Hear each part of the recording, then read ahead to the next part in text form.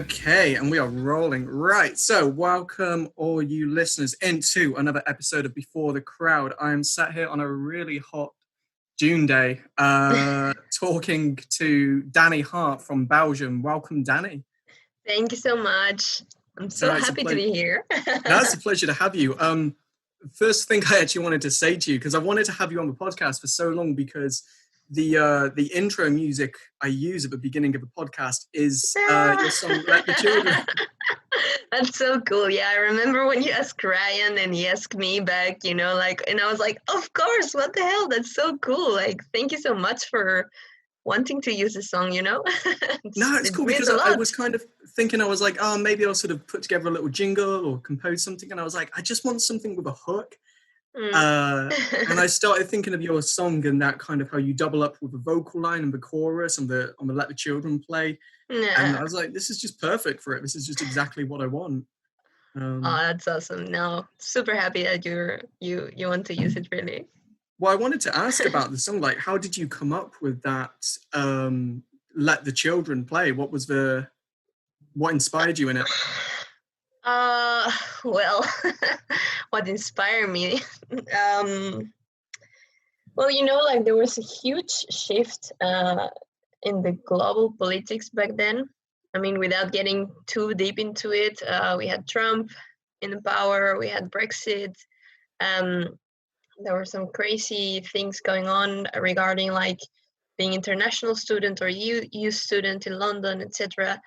And that song just started to pop up from a riff that Ryan made, and then like the lyrics started to come up, and it was just seeing like this sort of abuse of power, but that you don't realize, like you're it's just like it's like a child song, like like a nice melody, like everything well presented, everything like happy times, let the children play, but the actual lyrics, what they say is like, excuse my French, they putting a dick in your eye all the time.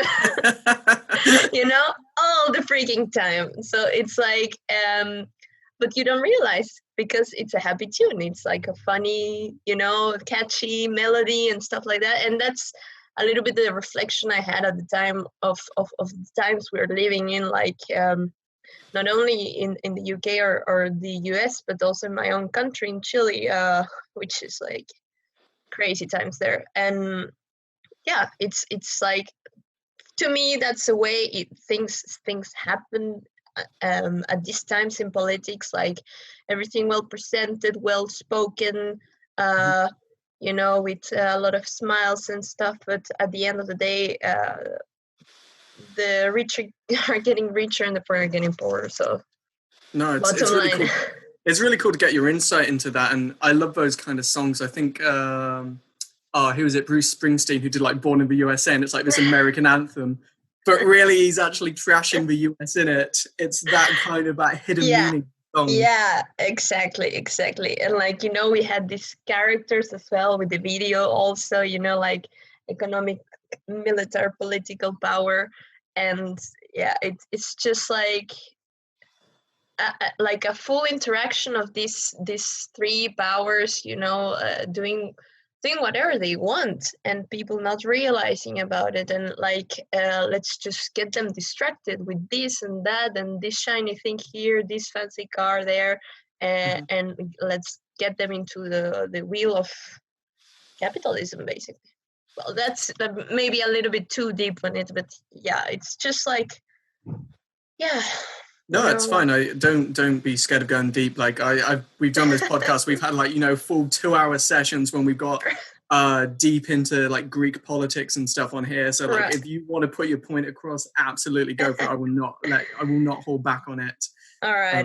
Yeah, sometimes it's a bit too much, but no, it's a recurrent subject to me, to be honest. It's like I remember like when Brexit happened, like we were in the house in London, co-housing with Charlotta from the Raven as well, and the whole bunch, and we were like just in shock, like we couldn't believe what's going on, because it was such a different, like, parallel reality to what we experienced, like, in BIM London, you know, like, which is like a, you know, a school full of people from all over the world, and we all get along perfectly fine with our own cultures, our own differences and stuff. So it's like really, yeah, and since then it's been really like something recurrent in the songs I write, actually.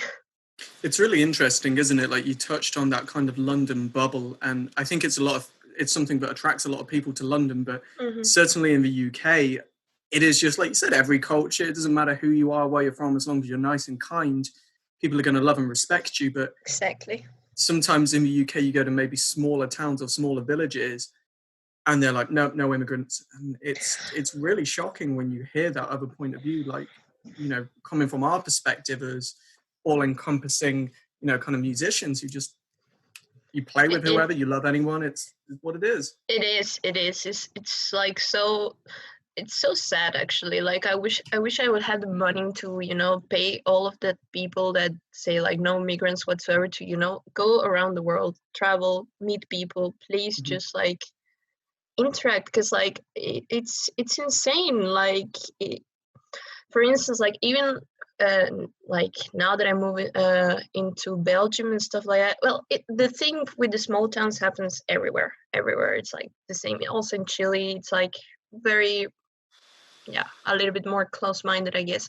But when I moved here, I also had the opportunity to, you know, like, because I had to do some integration courses that all new migrants have to do, etc.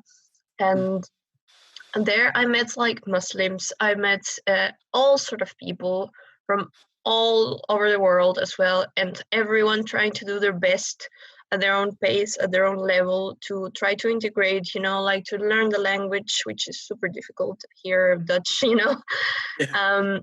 And you sometimes, even myself, I caught on, like, I was, you know, having like this sort of like, oh, I don't want to, you know, maybe that we're too different, I'm too feminist or whatever. It's bullshit, you know, like when people opens up to, you know, like being on the same place, on the same track for the same goal, it's like, it doesn't matter. It really doesn't matter. And I wasn't judged for being like, you know, a little bit outspoken or feminist whatsoever. I didn't judge them for being from another culture or another way of thinking, beliefs, etc. We all got our things done with the language, etc. So it really was like, even I thought I was open-minded, and that completely changed my mind, and I was like, okay, yeah, no, like every people needs to be exposed to something like this, because it's so, we need it more than any time. Absolutely. Right now. I don't think you can, in my opinion, like, you can't truly appreciate another culture until maybe you've sort of experienced that culture, or maybe, you know, been to their homeland or their country, or been around the people for a long time. And which I think it's one thing that I find really interesting about you, because like, you truly are like an international artist in every sense of a word. Like, I'm saying, like, you know, kind of born and raised in Chile, and then obviously kind of moved to London to, you know, because London's where it's at, right? What was the main thing that kind of, you know, took you from your home country to, you know, the big music city that London is? Yeah, well, since I was very, very little, I always was thinking to move abroad at some point. Like, I remember once I was visiting the coast with my grandparents, and we went to like this huge ship cruise from the US, and I was hearing the language. I think I was like 6 or 7, and I was just fascinated with the English language. And I was like thinking, oh my God, where can I hide here to, you know, like travel abroad and you know, discover somewhere. Of course, I didn't do that, but it was always in my mind, you know, like not just, not to escape my country, but just like I was fascinated by other cultures from a very, very early age. My grandma also like really motivated me since very little to learn English. And then, yeah, I just kept on going through music, through books, through through movies. And I was between the US and the UK actually, because I did make an audition for Berkeley. Okay, the Berkeley School of Music. Yeah. In the US. Okay. Exactly. So I did first the audition for BIM, and then I went to Colombia, and I did the audition for Berkeley, and I was in, but without scholarship, which is like insanely crazy. Something like 100,000 a year or something stupid. Yeah, something like insane. Well, BIM is not cheap for international students either, but it was a little bit more doable. And so I decided to go to London. And I was always like really attracted to London, to be honest. I think, well, maybe it might be a bit stupid, but you know, the film Pocahontas. Okay. That was your inspiration for coming to London? My first inspiration. Okay, cool. I thought you were going to say, like, you know, Victorian or, like, you know, Sherlock Holmes or something like that. But no, man, like hardcore fan of Pocahontas. And okay. John Smith was like, whoa, that's my, you know. Oh my God, I can't believe I'm saying this in a podcast. This is I'm not editing any of this. This is all staying I'm super red right now, by the way. No, but I mean, you know, like as a child, I was like, London, London, London, London. And then the glamour, isn't obviously the music, I mean, like all the rock from the Beatles to, you know, Zeppelin, etc. Queen, I mean, Queen. Everything. Yeah, it's that British rock scene, isn't it? It's just so... And it's I don't know, I was always fascinated. Then I traveled, before I went to, when I did the audition actually for BIM, I was just traveling around Europe on my own. And I the moment I stepped into the UK, I was like fascinated. So I felt at home, you know. It was such a weird, strange feel. Like I felt like I belonged there, but obviously I don't. But it was so weird, and I felt so like at peace. There's so many people from so many places, and like you just fit in as an international there, you know. Yeah. So it's a very weird feeling, isn't it? I had the same when I lived in Australia for a while. Yeah. And it was by like the end of the first week, I was like, wow, this is my place. Like, this is where I love. And it's you can't describe it to someone who hasn't been through it. Exactly. It's really strange. It's like, I remember on that trip, I took like a boat through the Thames, and I was like, one with the city. It was so weird. I really don't know how to explain it, but it felt so good. And I think that was the primary reason at the end why I chose the UK over Berkeley, because I could have gone, but yeah, it's like, I don't know, it was already settled in my mind, I think, to go to London actually. Especially because Berkeley, I think it's known as quite a sort of high-end, intense jazz school, isn't it? So as obviously you're a rock and metal artist, it's maybe not the best fit. No, it is, but it's also like really at the international level, like really one of the top ones. And I had a classmate actually from the times I was studying sound engineer in Chile. That he went there as a guitarist, and so I was constantly talking with him, like getting tips, and yeah, it's very interesting. I know a lot of people that have been there, but yeah, I don't know. Even like what you say, it's also like more to the rock area, like closer to the festivals I would like to be in at some point, etc. So I don't know, I was just like withdraw to London a lot. So no, it makes sense. I mean, what was kind of the music scene in Chile? What was that like? Well, it's very pop oriented, I would say. Spanish, of course. There is some English as well. But the rock and metal scene is very, very underground. Only the international big artists, you know, they're quite big. But like the national scene, it's not that big. But it is there. It's very vibrant. It's very alive. there are all sorts of, like small pubs and venues that host rock and metal gigs. So it's nice, but it's like difficult to scale because you need to think that Chile is like surrounded by countries that talk in Spanish.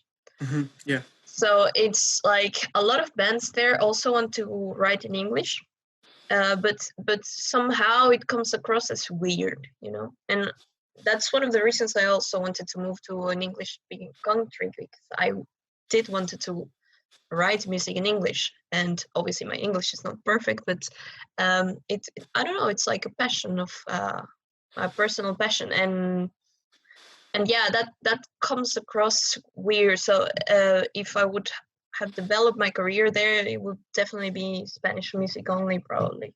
That's interesting. When you said when people kind of write in Chile, obviously, like you said, native Spanish speakers. Yeah. Why does it sound weird in English? Does like the grammar not make sense, or is it? No. It's like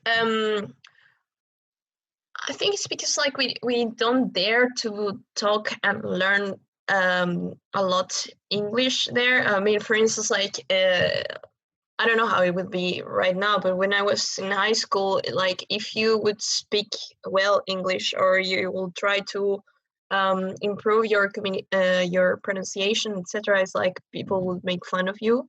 So really? Okay. It's like there is this like shaming thing, and then at the end of the day, what makes that no one really dares to like improve their pronunciation, etc. So yeah, you get stuck, and yeah, I don't know. It's not because it's badly written or anything, but it's. I mean, I guess at some point you get like, but why are you writing in English? You're in Chile. We talk Spanish, So just write in Spanish, yeah. Yeah. No, so I can see why you would want to move to an English-speaking country to obviously, like you said, develop like the pronunciation and your accent as well is going to be a big thing, like trying to sing in English, but with a very heavy Chilean accent.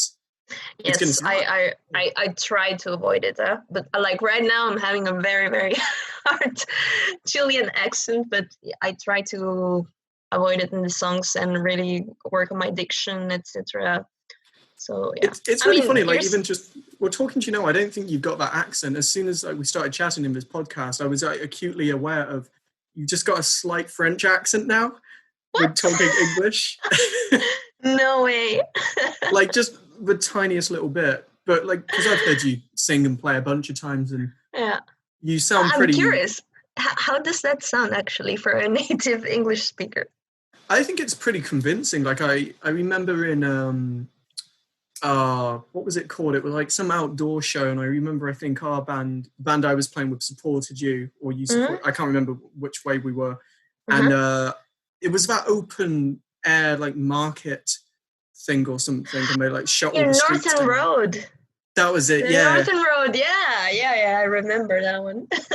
Because I pretty much remember that because I was playing and this guy came up to me who was just off his face on coke or something and came up and like tried to give me watermelon like whilst we were playing. He was like insisting he give the band watermelon, but he was eating.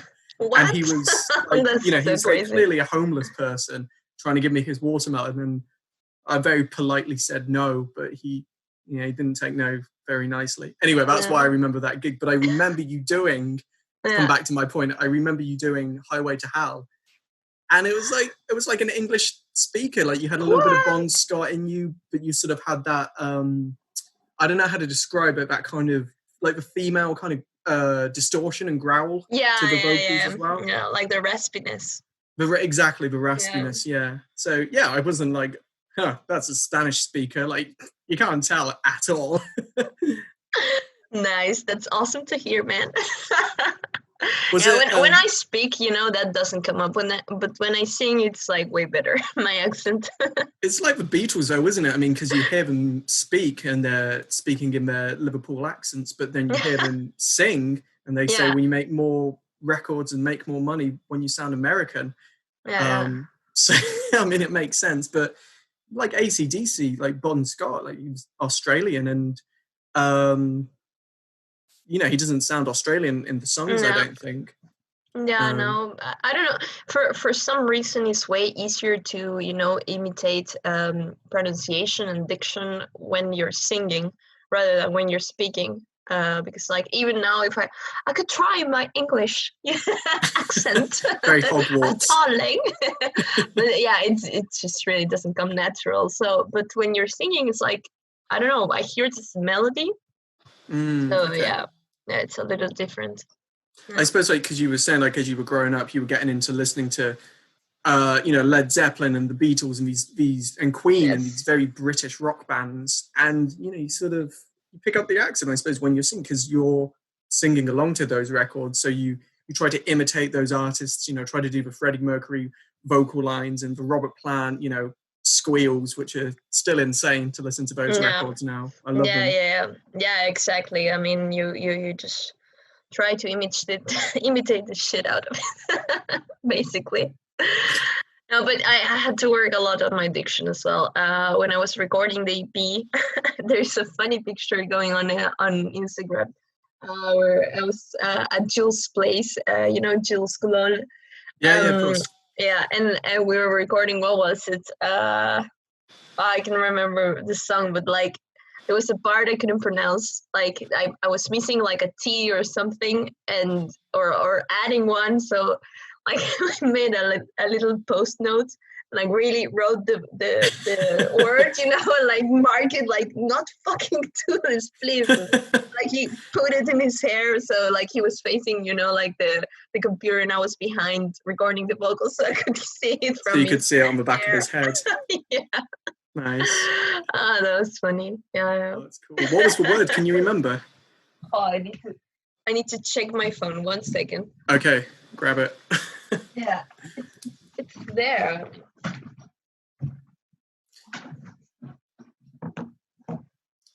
Oh my god, it would be so hilarious that he was here. Like to say the story, because it was like I don't know how many takes I did, like 4 takes, fucking it up with the same word. I was it's like, the same place, same word. I'll have to. I'll try to get Jules on the podcast, and I'll ask him about this story. Yes, please.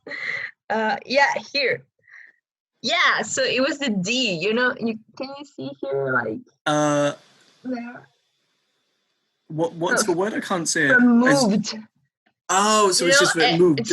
It's from like Old Town. So on the verse it says like I moved ahead and lost the way, and then it's like I couldn't pronounce the D from moved. Okay. And oh my god, it was like so funny. And he wrote like I fucking moved ahead. It's a great little post-it on the back of his. Yeah. Oh, this is a good chance to plug your social media as well. What's your Instagram handle? Yeah, well, like for a long time I rejected being on Instagram. Basically, no, like, I know. I was like totally not active there at all, and then after years I just accepted the reality. Like it's just the best platform to promote music and artists, etc. So I was like, okay, let's do this properly. Are you at Dani Hart? Is that your Instagram handle? Dani Hart Music. Dani Hart Music, okay. Yeah. So everyone can go and check out this. I hope you get like 500 likes on that photo or something. Yes, please give me likes. I weirdly I went on your Instagram because like we were messaging. Yeah. And I went on your profile and it was really weird. I looked at because it's like Dani Hart, rock metal singer. Followers 666, and I was like, I really hope you bought that. I saw it yesterday. When was it? Like 1 day ago or something? And I took a screenshot because I was like, oh my god, this is amazing. So do you want people to follow you or not to follow you? Because then you're going to lose a magic number. Yeah, I think I already lost it. I think now it's 667. God damn it. Indeed. Yeah, I know, it has to grow, so definitely. So talking about your music then, what was kind of the main experience and the main projects that you were working on whilst you were a singer and an artist living in London? So you mentioned the EP a little bit.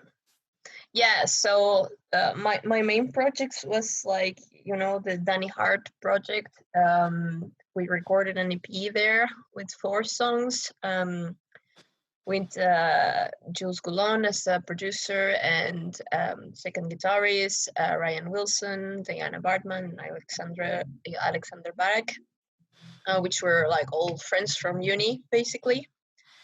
And yeah, we work on these 4 songs. We have more actually, but it was like the first experiment, everything done by people who are just like developing their careers at that moment.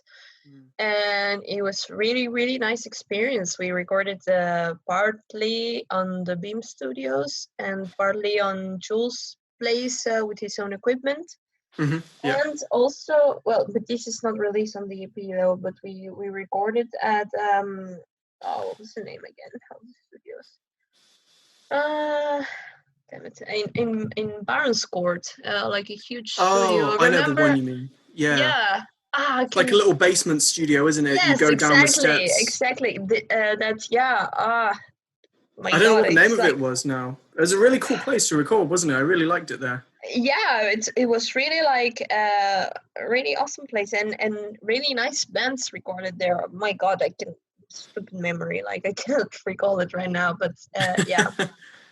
So and they also had like sort of agreement or partnership with uni, so we could go and record there, or the producers had some lenses there. So yeah, it was really nice. It was like very nice experience. And we also recorded that video like totally do it yourself with the help of Sarah Husmans as a videographer, which is like the sister of my boyfriend actually. She traveled to London, and yeah, we did that video, the work on the projections ourselves, and yeah, it was a really cool project actually. Nice, that's really cool. Yeah, I completely forgot that Jules was your second guitar player. Yeah. He was first producing, and then he jumped into he played, didn't guitar. Because you have the little because he's left-handed. I remember the left-handed guitar now, and I'm like, yes. Oh yeah, since you said that, I remember Jules. Yeah. He's been doing a lot of fun stuff in London. I mean, the projects he's been working on is really, really impressive. Some pretty cool ones. I think he was on like the Sam Smith one or something. Yeah. That one, and now he's like on Weibo or something. It's done a lot. Big, big stuff. No, he's like the nicest guy. Of him. He's so nice. So they are all awesome. Like that's one of the things. Like, you know, it was such a nice, awesome vibe playing with them. You know, every rehearsal, like it was so. Like, I don't know, like a family. It was really nice experience. Like sometimes you hear, you know, you have this rivalry or whatever you pronounce. Rivalry. Yeah, you know, or this, you know, tensions, etc. But most of the time it was like we had beautiful moments rehearsing. I mean, Old Town Crier, it's a very, very personal song, and there was a point that we all lived that song from the story behind it, and we were supporting each other and talking about our own experiences, how music works for us internally, and yeah, it was a beautiful project. It's how bands should be, isn't it? I mean, it is. You've probably been in the same scenario sometimes when you're playing with a band, or two guys in the band don't like each other, or there's some tension. It's not the same. You need it to be a family, and it's like you said, you have beautiful moments. It feels amazing, and you look at each other on stage, and you're like, yeah. By the way, I'm really missing gigging right now during this lockdown. Oh my God, me too. It sucks so much. I mean, okay, we have to take it as an opportunity, you know, like moments to write, inspiration. I mean, I got busy with my Instagram now, so yeah. You know, I try to really take it as an opportunity and see other ways to you know, keep things going. But I mean, you know, what we live for is for the live experience, and that's and I don't know, I don't want to be like, you know, seeing the half empty glass, but I really see it very difficult that we're gonna be gigging this year, to be honest. Yeah, the last podcast I did, I was talking to an artist about a similar thing, and I said to her, I said, I see this year as it's a write-off. We're not going to be gigging until 2021, and that's reality. And I think I'm okay with it now. I've come to terms with it, but like I'm playing drums and I'm at home by myself playing, and I'm like, God, I just want to look over and see a bass player there, or something, or look out and see a singer working the crowd. And no, it's very strange times. I mean, none of us have lived anything like this, but what's going on is very serious. I mean, the coronavirus is no joke. I've heard some cases, healthy people that are now at the verge of dying, etc. And it's really not a joke. So I think until we have a vaccine or something, really a treatment against it, it's going to be very difficult.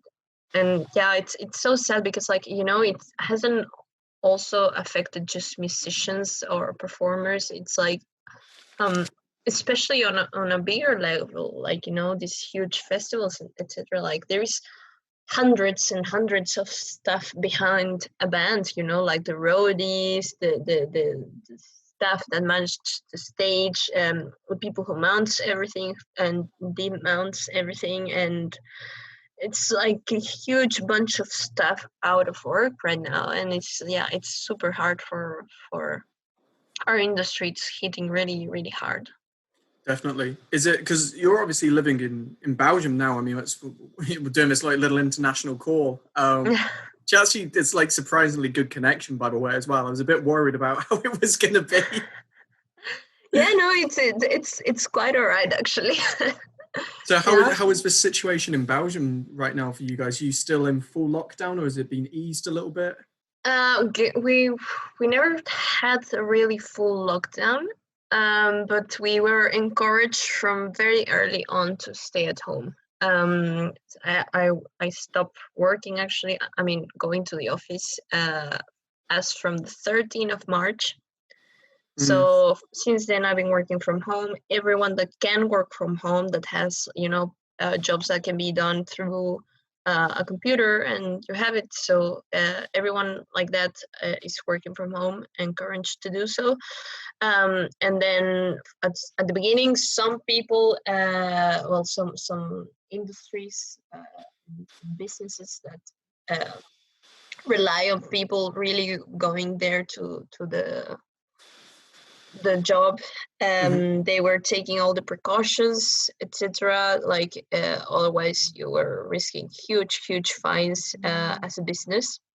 Oh, wow. So that's from very, very early on, a lot of measurements and social distancing. Obviously, like not everyone follows it, but in general, I have but I have a feeling in general that at least from where I'm living at, which is not a huge town, everyone is taking the precautions, etc. And you go out to the supermarket, everyone's wearing a mask. A lot of people are wearing gloves as well.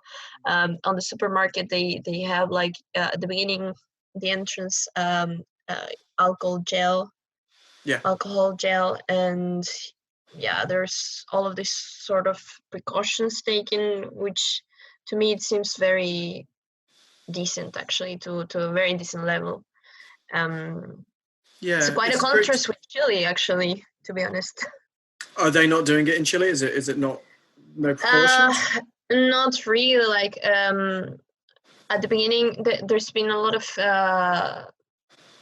bad communication regarding that, saying do not wear masks, do wear masks, this is not that dangerous, oh, this is really dangerous now, let's do a lockdown in some districts of Santiago, for instance, and certain regions of the country, but then obviously when you have one in lockdown and the other not, the one that is not in lockdown, it goes super fast up.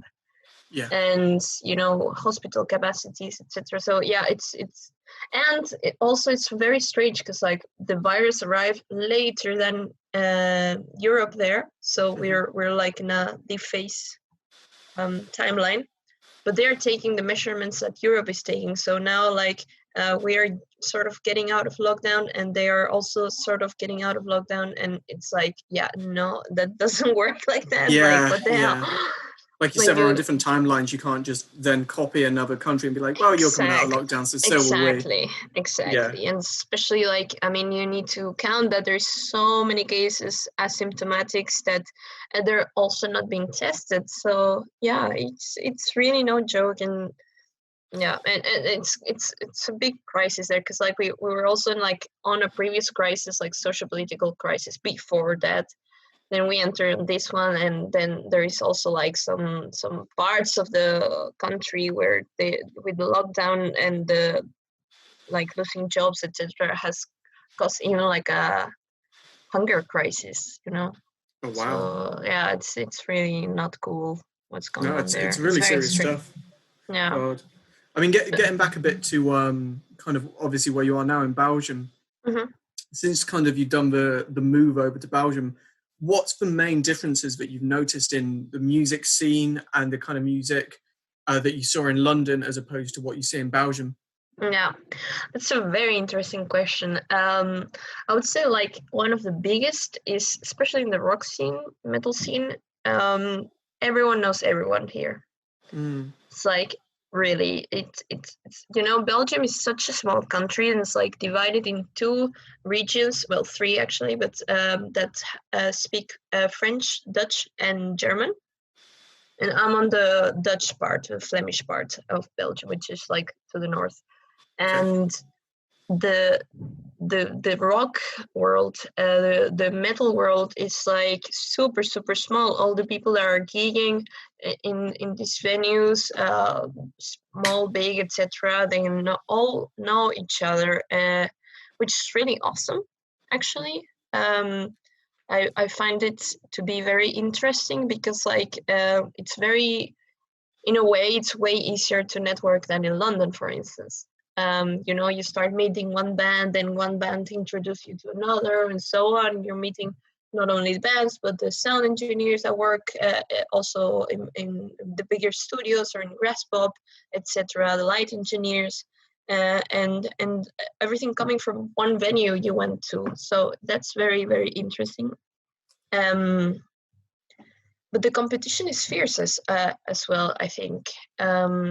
As in London. I mean, there are very, very good bands here, and they're all trying to, scale to that level where they can enter to festivals, and the most successful ones are the ones that really make a statement. And from the first gig, they like bring all the sound, all the lights, all the show, etc. And maybe financially that's like not a gain at all, but in terms of making a statement and being seen by the people that might eventually bring you to a higher place in the ladder, it's totally worth it. Totally. That's pretty interesting, because I think in London it is I don't know if you've ever found this. Everyone talks about the music scene and everyone knows everyone. It's like London music scene is so big. There's no way all the guys who play in the jazz clubs or all the guys who play in a rock bar in Camden. Yeah. Mm-hmm. And it's interesting to hear that from the other side. But then, like you said, everyone knows everyone, as your reputation is constantly on the line. Like if you mess up at a gig, the same people are going to remember you and maybe not hire you for something. Yeah, I think I always remember like this lesson from music industry, actually, like from Ian Mack, if I remember correctly. One of the biggest things that are gonna make a difference is, like, apart from obviously being good at what you do and writing good songs, is like be nice to work with and network. Like those two things are gonna be key. And like I didn't see this in London that much, because obviously I was a little bit restricted from the gigs, with the international student thing craziness. So I couldn't get as much as I wanted, but I do see it here a lot. From a band I met, there has been so many other connections that have been happening and collaborations, etc. And eventually these are also opportunities. So it's really, I mean, you can really merge within the scene and learn from others, support others, and eventually they're also going to lend you a hand with the things you want to do as well. It's very cool, actually. Yeah, I think it's a really good lesson, isn't it? You just got to learn to be nice to everyone around you, because you don't really know not only when that person's going to need you or when you're going to need them, but it's just about being a good person. Yeah, exactly. I mean, I'm the same person I was in London as well. There's not that much has changed. I mean, I hope I'm more mature. but apart from that, everything stays the same. And I don't know, it's been really cool. Sometimes it's a bit scary, because as you said, like if you're not, if you fuck up at a gig or something, then word is gonna be heard, so yeah, so you better be good at it. But then if you're good at it, then also that can scale pretty fast if word gets around. It can be a positive thing. Yeah, which is something I've never had the feel with London. I mean, you play on a gig. I played on a gig, for instance, that we were there. We tried to bring people in. There were just a little bunch of people, like 10 people or something. The bands that were supporting us left before we played. I hate that so much. Yeah, wasn't that cool? But yeah, we still tried to, make our best and whatever. Obviously, we didn't get one penny out of it, not even one beer. So it's like really strange. Like you here, I think you really support each other more, and I don't know. It's a little more small world, but I think also Belgium is very lucky in the sense that there are so many great festivals here around it. You have Graspop, which is the biggest one in rock and metal, but you also have, Alcatraz, Lokersfesten, and very other small festivals, town festivals as well, where you can start scaling up and building up your sound, your reputation, your performance, etc. So it's really, and Belgium is small, size-wise, so you can go with a car to pretty much everywhere in 2 hours top. So wow, 3 top. That is small. So so it's like convenient in that sense, because like you can really, I mean, go easily around in different towns and build it up from there. So that's nice. It's funny because you touched on kind of having that rivalry and everybody's really fierce because it is a small place. Have you found as a female front woman, as a vocalist, that there's been a lot of rivalry that you've had with other singers? No, not really. Not that I notice, at least. I mean, what I mean with rivalry. Oh my god, that's a hard word. It's a weird word, yeah. Yeah. You kind of don't say the L in it. It's really odd. People say rivalry. Yeah, maybe do a little bit. Rivalry. Okay, I'll have to work on that word. No, but I mean more than rivalry. So at least you got moved down. That's like.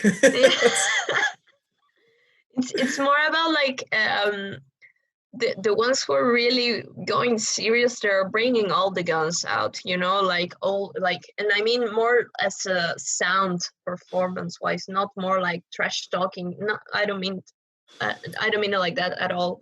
I mean it more like if you really want to make a statement within the scene, and you want to establish yourself at a certain level, you have to work and invest on it as you were on that level, even if you're not gaining back that money, you know what I mean?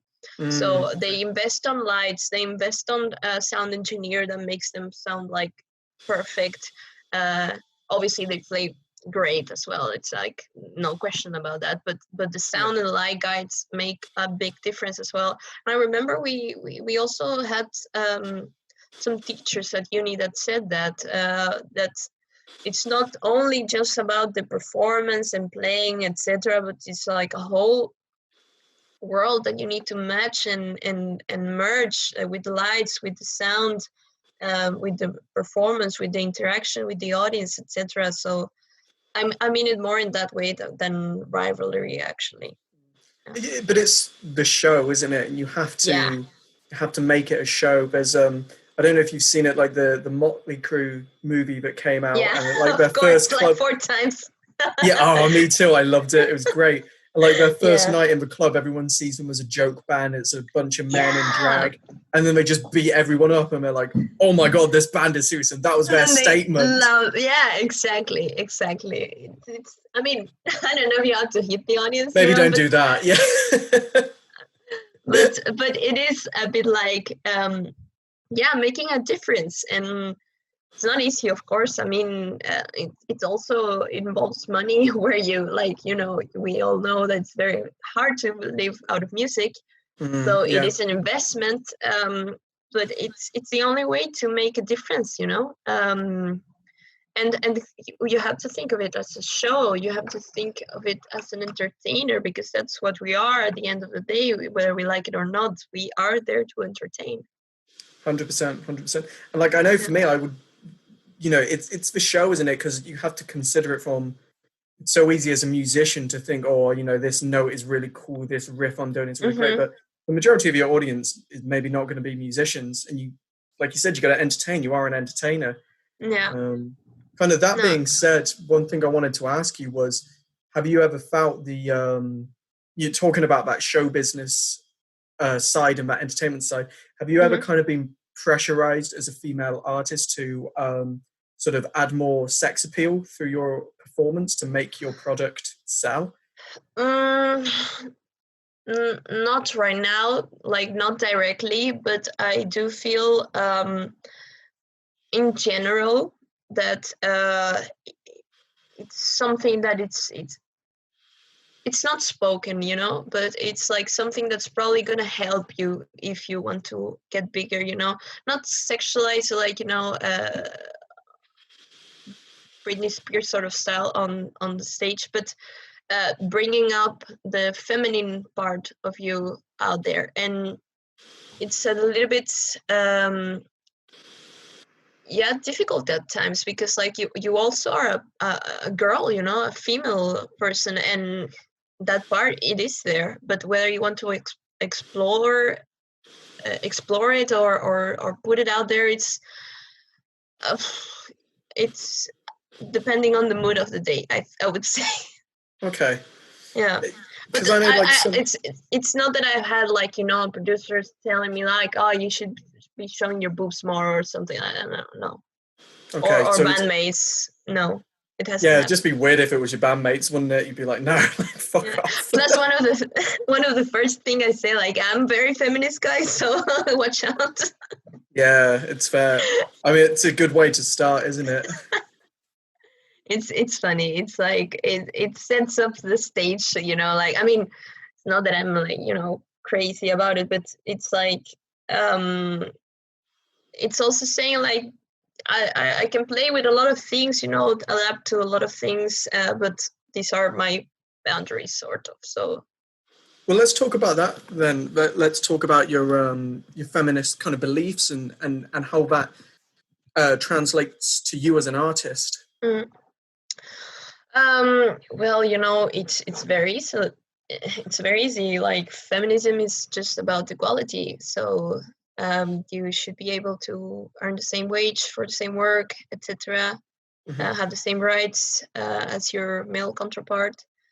For me, what I want to bring with this in music is like maybe awareness. Not everyone is it's acquainted with what feminism is, what states for. Also, the words sometimes doesn't make it easy, because it's like feminism, not equalism or something. Yeah, it's very true. So that puts a lot of people off.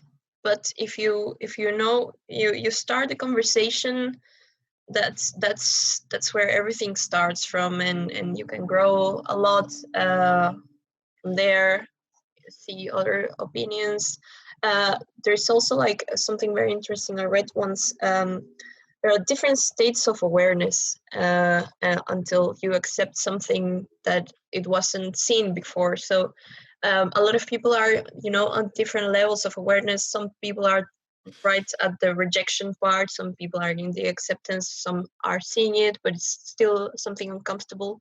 So the more you talk about it, bring it up, etc., and in a light way. I mean, it's what I mean. For instance, when I say to the bandmates or something like, guys, I'm a bit feminist, it's like, please don't do stupid jokes, about the boobs, or like, something like, don't disrespect sexualize me. Yeah, don't sexualize me. I'm not an object. I'm just your bandmate, and that's it.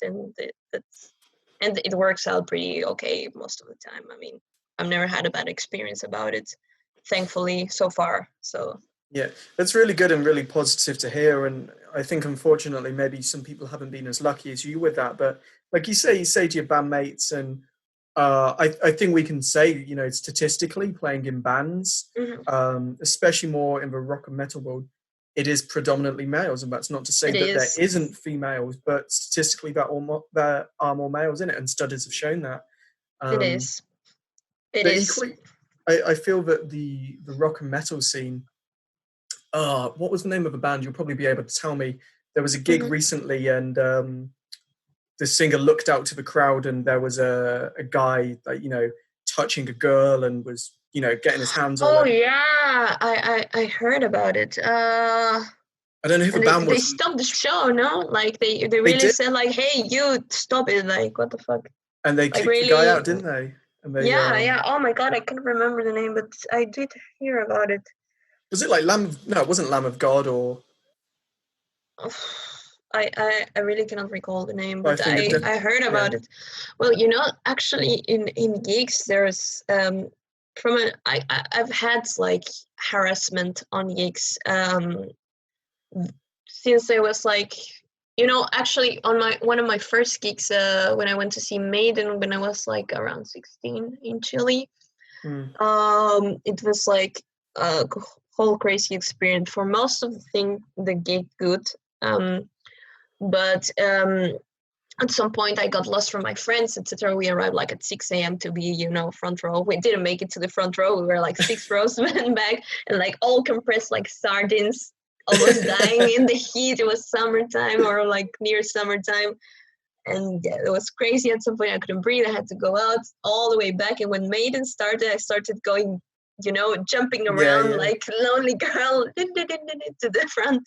Find your friends, Yeah, trying to see the gig from closer, actually, because I honestly thought there's no fucking way I'm going to find my friends. But at some point I did find them, and my friend like put me in his shoulders, and then I was like, it was amazing. I was seeing like Maiden super close by, Hallow Be the Name. Playing, and I was like tripping, and then some people from behind me just start grabbing my ass, like, what? Like, just come on, wow, non-stop. And I was like, what the fuck is your problem? And I was like 16 by then, and yeah, I have a lot of stories about that with people, just it's really random occasions. So it happens. It's something very, very real. That is not seen sometimes for not for being an asshole, but like for male counterparts, it's just something that doesn't happen to them. But I can bet if you ask any girl, any girl is gonna have some story of harassment. I can assure you that, and that's something that needs to come to the light. We need to bring to the light. We need to talk about it. People need to be aware of that. That it happens without provocation. I mean, I was just a teenage girl loving a band, watching it for the first time in my life. No provocation whatsoever. I was like full in black, from neck to the bottom, like pants, etc. Zero provocation whatsoever. And I got that shit, and also in other times, and it's just not cool, and it sucks. And I'm sure it's gonna change in a few generations, because we're bringing it more to the consciousness and talking about it, and everyone's aware, and if we see that, we make something about it, like in that gig. I think that's excellent, because we need to make our people sure that they can walk in the street, that they can go to a gig, and then it's safe to do so.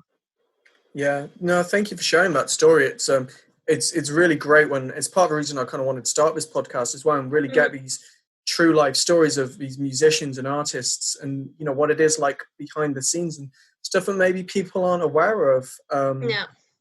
And you kind of the point you touched on, that you were not provoking them because you were in black pants and stuff. Like, it shouldn't make a difference. So you can wear what you want to. Exactly. That's it. I mean, you can be naked and no one have the right to touch one part of you. But now that you tell me this, I remember like last year I was gigging with a band here called Ten Rogue. It was a very nice gig. A lot of friends there. We played also with another friend band called Sin Savage. Really, really nice gig. Super nice. And then this guy, I was just crossing, like through the audience to go to my bandmates or something. Like really, just this guy goes and spanked my ass. Just like that. You didn't know him, wasn't a friend. Just like, he's sort of a known person, but not like there's like absolutely no confidence whatsoever to do something like that. I mean, not even with my friends, like that's just wrong. That's like fucked up. Wow. And I was shocked, because like I don't know what to do. This is a person I know. It's like an acquaintance. But there is like absolutely no confidence whatsoever to behave like that. We're not friends. We're like, even if it was friends, that's inappropriate as fuck. Like, no. But then how do you confront it? No one saw it. It's in a gig, everything is dark. But I felt so like hopeless. Like, what do I do with this? Like it completely ruined my night. And what did you do? What was your reaction? I think I told my friends there, but I don't know. It's that's one of the things that when you have this sort of situations, harassment wise, you don't always know what to do, because it happens so fast. It happens so like no one was watching. It's like if you make a scandal out of that, some people are going to say, but it's just one, like, whatever, one little thing. But in the inside, you're like, that shouldn't have happened, Like, it shouldn't happen wrong. once. That's just wrong. Like, but I didn't do anything back then. I mean, concrete, like saying, confronting wise, I don't know. I didn't feel like confronting at the moment. Maybe one day I'll do it. Well, I mean, tell me if I'm wrong, but I'm guessing as well, when that happens, and like if you're in public, maybe as a female, you feel a bit embarrassed. And then if you draw attention to the situation and you confront that guy, then more people start looking and it becomes a big scene. And you don't want that, because exactly. You just, you just had a gig. It was great. People liked it. You liked it. You don't want to ruin that moment. And if you start to do this, rightly so, confrontation, and then this type of people sometimes get even more like but why are you making a fuss out of it? I don't know how it would have reacted. I have no idea, but sometimes it can escalate very quickly, and then you're like, fuck, like, what do I do? Why am I even in this situation? Like, I shouldn't be like this. So, and also like, as a foreigner living in Belgium, making some sort of scene like that, I really didn't feel like it's sad. I mean, thankfully it wasn't like something bigger than that, but it's enough to like put you in like, what did just happen right now? And I'm sure there's a lot of girls out there that have had a similar situation where they just generally don't know what to do. They confront, report something. I mean, it's a wrong action, but at the same time, you don't want the trouble of hassle of pursuing that, so it's. No, it's a really honest opinion for you to give, and thanks for sharing that story. And I think, one thing hopefully what the listeners will take away from this is maybe just that awareness of, if they're female or male or whatever gender you are, it doesn't matter, just this awareness of what's happening. And maybe if they see this happening at a gig, they know what to do and can help support people. Yeah. Or maybe some of the people listening, they've seen this happen and they can really relate to your story. Unfortunately, people will relate to that because it's happened to people as it has to you. It has, and I don't know. I still don't know what's the best route to confront a situation like that. There's worse that obviously it's like you had to do something. I mean, there's like no way you cannot do something, but it's not that easy as you may think when it happens to you. So I just hope that we can talk more about it, how it happens, how everyone feels, not just about that story in particularly, but why is feminism picking up right now? It's not a coincidence. It's not out of the blue. It's it's a whole history that of oppression and non-equality that has been going on for hundreds of years, and right now we have the opportunity as a society to change that, to make a difference. We are having more opportunities regarding studying, at work, etc.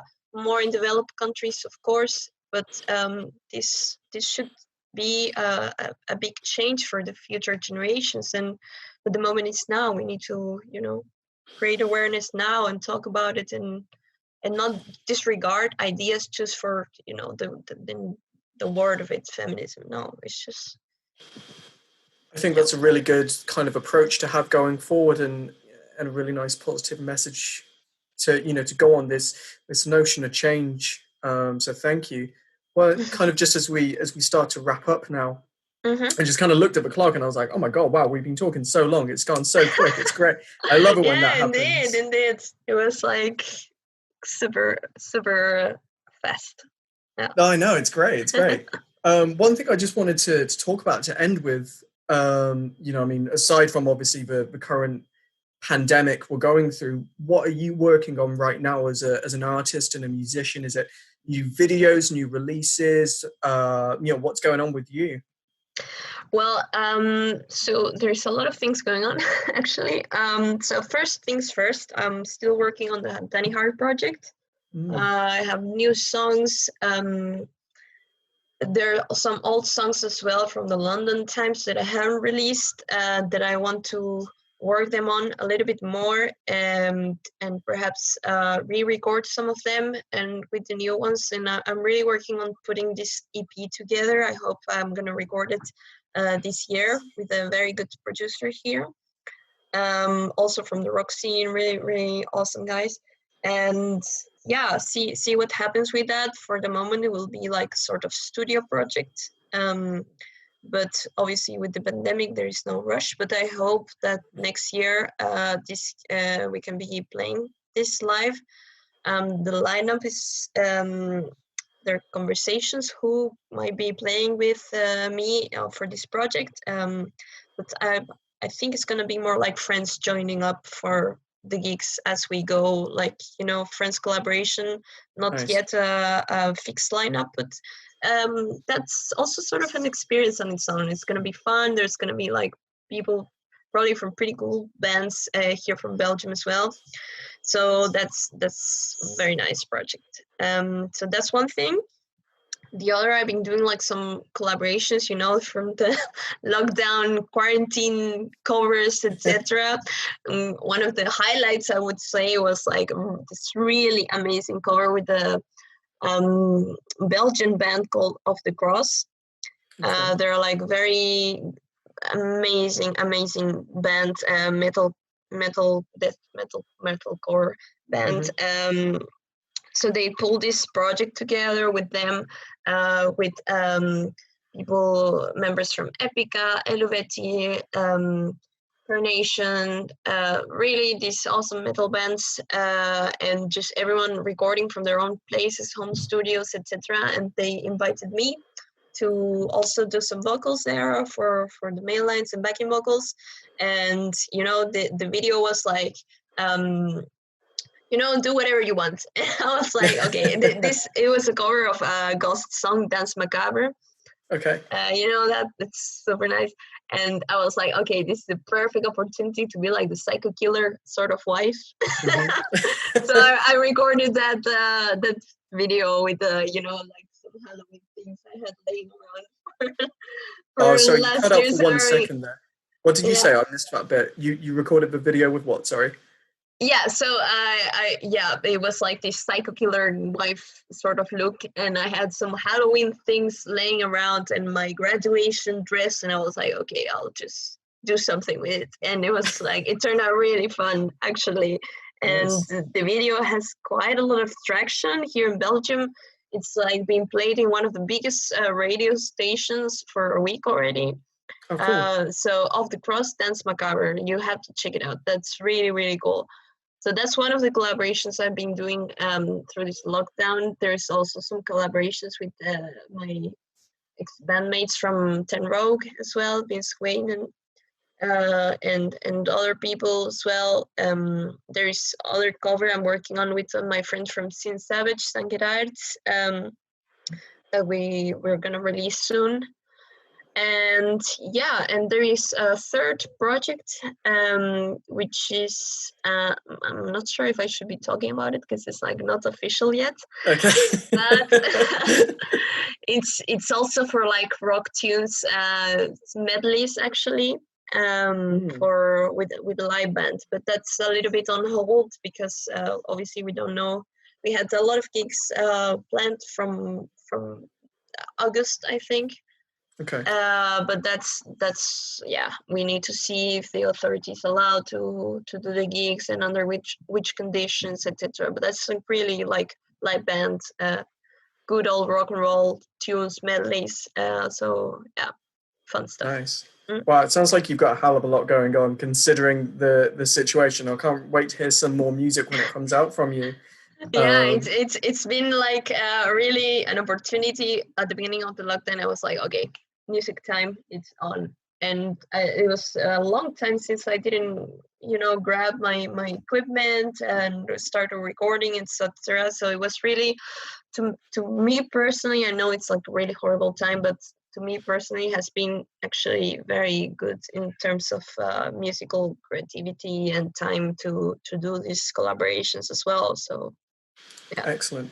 I think it's a really nice positive note just kind of to end on there. It is a time for opportunity and creativity. Well, so there is a phrase, I don't know from which person said that, but every crisis brings an opportunity. So I'm really forcing myself to see it like that and take the best out of it. And because I truly believe it. I mean, it's your choice as well to see the glass half empty or half full. So I'm trying to see it half full. It's a really good outlook. It's easy to do it the other way, but I think it's a great attitude to have with it. Yeah. Well, Dani, thank you so much. It's been an absolute pleasure talking to you and catching up again after it feels like an eternity. Indeed, we had to, talk more often. This was really awesome. I'm really happy to be here. Thank you so much for inviting me.